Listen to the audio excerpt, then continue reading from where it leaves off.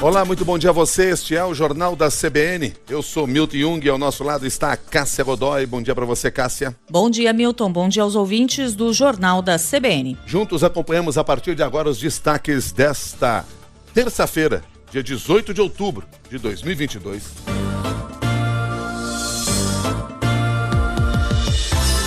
A nova pesquisa IPEC para a presidência da República mostra que 7% dos eleitores admitem que ainda podem mudar o voto até o dia 30 de outubro. De acordo com o levantamento contratado pela TV Globo, 93% dos entrevistados dizem ter certeza da escolha entre Lula e Bolsonaro. Os eleitores indecisos ou suscetíveis a mudanças estão no centro da disputa entre o petista e o presidente neste segundo turno. Bolsonaro tem adotado um discurso mais ameno. Chegou a pedir desculpas na propaganda eleitoral por declarações que causaram desconforto nas pessoas. E a campanha de Lula quer usar a senadora Simone Tebet para atrair os indecisos. Nos votos totais, o petista oscilou de 51% para 50% das intenções de voto e Bolsonaro foi de 42% para 43%. Com a variação dentro da margem de erro, a vantagem de Lula foi reduzida de 9 para 7 pontos em uma semana. No cálculo dos votos válidos, que exclui os brancos e nulos e é usado pelo TSE para totalizar o resultado das eleições, o ex-presidente tem 54% e seu adversário 46%. Na última rodada, o petista tinha 55% e o atual presidente 45%. A taxa dos que dizem que não votariam em Bolsonaro de jeito nenhum variou negativamente de 48% para 46%. A recusa a Lula variou de 42% para 41% agora. Senador Randolfo Rodrigues, da campanha de Lula, e o deputado bolsonarista Joaquim Passarinho, do PL, avaliaram o resultado da pesquisa. Quem tem que correr contra o prejuízo continua sendo a candidatura do atual incumbente, do atual presidente da República. E por isso justifica o desespero dele nos últimos momentos, tentando fraudar fatos, criar fatos fakes, como aconteceu nessa manhã em São Paulo, por parte do candidato dele ao governo de São Paulo. Acabou, a campanha pegou muito mais corpo agora do que no primeiro turno. As pessoas achavam que ganhariam no primeiro turno, não ganharam e se assustaram um pouco. E estão fazendo dessa vez o que não fizeram no primeiro turno, que é procurar conversar com todo mundo, mudar o voto de alguns que votaram no ex-presidente e principalmente convencer os que não votaram em nós e aqueles que não foram à urna votar, que são 32 milhões de pessoas que possam votar. Se nós conseguirmos mobilizar pelo menos 20% disso, nós ganhamos a eleição.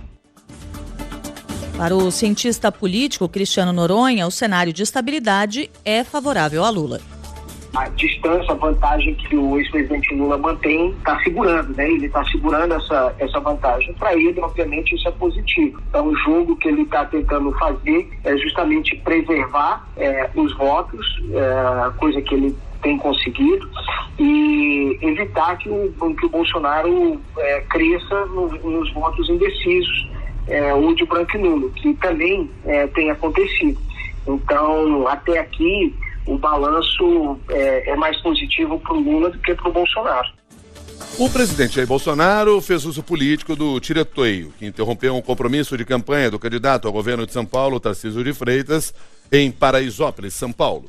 Na propaganda eleitoral do presidente, o locutor diz que, abre aspas, o candidato Tarcísio e sua equipe foram atacados por criminosos em Paraisópolis, fecha aspas. O secretário de Segurança Pública de São Paulo, o general João Camilo Pires de Campos, diz que é prematuro afirmar que se tratou de um atentado e a investigação está em andamento. O militar afirmou ainda que as câmeras nos uniformes dos policiais, medida que o candidato Tarcísio pretende acabar, serão usadas na investigação. O tiroteio aconteceu durante a inauguração de um polo universitário em Paraisópolis. No momento do episódio, todos se abaixaram, inclusive o candidato. Policiais protegeram o prédio e o candidato saiu escoltado. Ninguém que estava no evento se feriu. Segundo a polícia, o tiroteio começou em uma abordagem de PMs a 2 suspeitos em uma moto. Um foi baleado e morreu no hospital. O outro fugiu. O candidato Tarcísio de Freitas disse não acreditar que tenha sido alvo de um atentado e tratou o episódio como uma intimidação. Na minha opinião, foi um recado, uma intimidação, dizer, olha, você está num território que não é seu. Você entrou num território aqui que você não devia ter entrado, entrou sem autorização e você não é bem-vindo. Eu acho que a leitura que eu faço, e observei a minha leitura do episódio por todas as informações que nós coletamos, é essa. Agora, tudo é preliminar, vai ser investigado, né, vai ser discutido. as pessoas vão ser ouvidas, mas a minha leitura não pode ser outra, não pode ser diferente dessa. Em entrevista ao programa Roda Viva da TV Cultura, o candidato do PT, Fernando Haddad, disse que prestou solidariedade ao adversário e classificou de oportunismo o uso político do tiroteio em Paraisópolis. Eu mesmo, 1h da tarde, eu liguei para o Tarcísio, que me retornou 7h, 6 horas depois, devia estar atribulado, e me relatou que ele próprio descartava qualquer motivação política do que teria acontecido lá em Paraisópolis. Então eu acho que é um uso que o bolsonarismo está fazendo, um uso oportunista, O fato de já levar para a TV, já mudar na Wikipédia a currículo do Tarcísio, já torná-lo uma vítima de um atentado político, eu acho que revela uma pressa que realmente causa uma certa apreensão. Quer dizer, mais uma vez vai se fazer esse tipo de coisa para reverter as tendências eleitorais, tentar nacionalizar o problema. Eu vejo com muita preocupação. Inclusive, eu queria só dizer uma coisa para finalizar. Esse tipo de coisa põe em risco a vida do Tarcísio e a minha. O ex-presidente Lula participa hoje de uma transmissão pela internet com jornalistas, radialistas e youtubers apoiadores da candidatura dele. À noite, o petista dará entrevista ao Flow Podcast. O candidato Jair Bolsonaro faz campanha hoje em São Gonçalo, na região metropolitana do Rio, e em Juiz de Fora e Montes Claros, em Minas Gerais. Integrantes da campanha de Lula vão ao Ministério Público do Trabalho entregar denúncias de assédio eleitoral no ambiente de trabalho e sugestões para coibir a prática. A base aliada de Bolsonaro na Câmara vai tentar aprovar hoje o requerimento de urgência para a votação do projeto que criminaliza os institutos de pesquisas que errarem nas projeções eleitorais. Ontem, o candidato do PT à presidência se reuniu com lideranças religiosas católicas no centro de São Paulo. Entre os presentes estavam Frei Davi, da Educafro, entidade que trabalha pela inclusão da população negra, e o padre Júlio Lancelotti, da Pastoral do Povo da Rua. Durante o encontro, Lula comparou o atual cenário político do Brasil ao ambiente de tensão social existente antes do golpe militar de 1964. Eu nunca vivi um momento como esse no Brasil. Quando houve o golpe militar, eu tinha 17 anos. Naquele tempo, dentro da fábrica, os mais velhos diziam que tinha sido bonito o golpe. E foi assim que aconteceu o golpe, com a sociedade brasileira vendo o que ia acontecer, com um monte de mentira contra as pessoas de esquerda, contra as pessoas como Paulo Freire, uma pessoa como tantas outras pessoas que foram atacadas barbaramente só porque pensavam diferente. E agora a coisa piorou. A senadora Simone Tebet participará do primeiro compromisso público de campanha com o ex-presidente Lula na sexta-feira, em Minas Gerais. A ex-candidata do MDB participou em São Paulo de um encontro com empresários e economistas em busca de votos dos indecisos para Lula. A deputada eleita Marina Silva e o economista Armínio Fraga também participaram do encontro. Tebet observou que Lula precisará de um amplo arco de alianças para governar.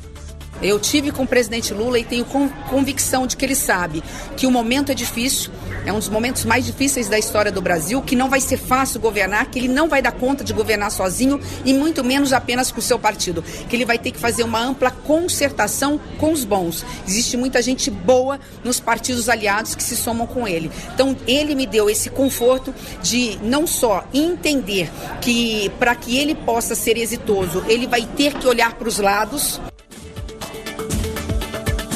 Ontem à noite, o presidente Jair Bolsonaro foi a um evento católico em Brasília, acompanhado da primeira-dama, Michele, e do padre Kelmon, que, embora fosse candidato, atuou como cabo eleitoral dele no primeiro turno. Durante o dia, o presidente recebeu o apoio em Brasília dos ex-senadores Agripino Maia, que preside a União Brasil no Rio Grande do Norte, e Arthur Virgílio, do PSDB, derrotado na corrida para o Senado deste ano. O candidato do PL voltou a dizer que terá facilidade para governar com o Congresso, que foi eleito no dia 2 de outubro. Tenho dito que o perfil da Câmara do Senado foi mais para o centro-direita, ou centro, como queiram, e nós temos um caminho bastante grande, e por que não dizer asfaltado, para que propostas que interessem ao Brasil como um todo sejam aprovadas com mais agilidade. E realmente a consequência disso é dias melhores para todos nós. Bolsonaro também recebeu a visita e o apoio de cantores sertanejos, como Chitãozinho, Zezé de Camargo e Leonardo, que ofendeu os eleitores indecisos ou que se abstiveram de votar.